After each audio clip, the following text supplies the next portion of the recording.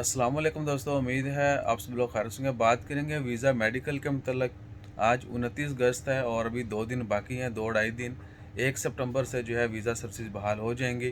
तो जितने भी दोस्त अब आपने कमेंट किया कि वीज़ा मेडिकल, अगर उन्होंने पहले मेडिकल करवाया था लेकिन उनके वीज़ा इशू नहीं हुए, मेडिकल एक्सपायर हो गया, क्या उनको दोबारा से मेडिकल करवाना होगा और क्या नए वीज़ों के लिए भी मेडिकल लाजमी होगा या नहीं होगा।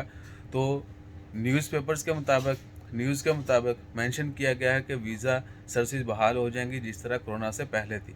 तो कोरोना से पहले मेडिकल लाजमी था। होपफुली 1 सितंबर से जब वीज़ा ओपन हो जाएंगे तो तमाम नए वीज़ों के लिए भी मेडिकल लाजमी होगा, क्योंकि गवर्नमेंट ने हाँ ना में कोई अपडेट नहीं दी। सिर्फ ये मेंशन किया गया है कि जिस तरह कोरोना से पहले थी 2020 में वीज़ा सर्विसेज, वैसी ही सर्विसेज बहाल हो जाएंगी।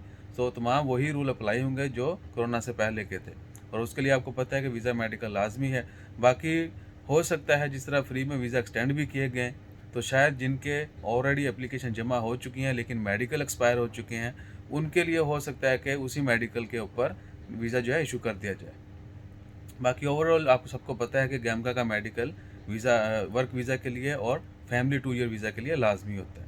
अगर इसके मतलब कोई अपडेट आती है, कोई तब्दीली आती है, यानी मेडिकल अभी लाजमी होगा नहीं होगा, तो इमीडिएटली आपके साथ शेयर कर देंगे। बाकी अपना ख्याल रखिए और हमारा ख्याल रखने के लिए लाइक शेयर सब्सक्राइब कीजिए। जज़ाकल्लाह, अल्लाह हाफिज़।